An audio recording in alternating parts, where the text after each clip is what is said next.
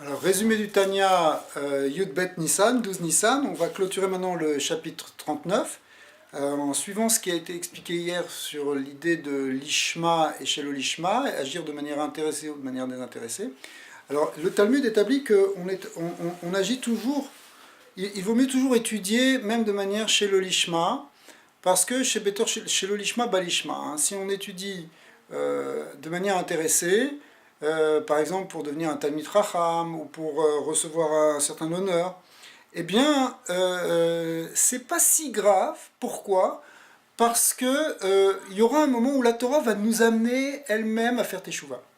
Et lorsqu'on va faire Teshuvah, eh bien, toute cette Torah qu'on aura pour l'instant coincée dans le niveau de la Klipat Noga, c'est-à-dire des désirs de ce monde, pourquoi? Parce que on étudiait de manière intéressée. Eh bien, on va pouvoir la libérer en quelque sorte et l'élever avec la Torah Lishma qu'on va étudier après.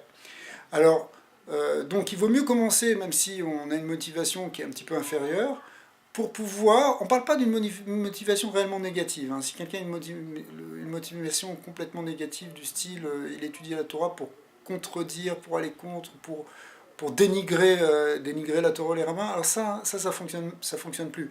Mais si quelqu'un donc a un certain intérêt un petit peu inférieur, du type chercher les honneurs ou chercher l'argent ou chercher quelque chose, eh bien, c'est pas si grave parce que finalement, il va s'affiner. Et en s'affinant, il va finir par élever toute cette Torah va lui servir après pour s'élever vers Dieu.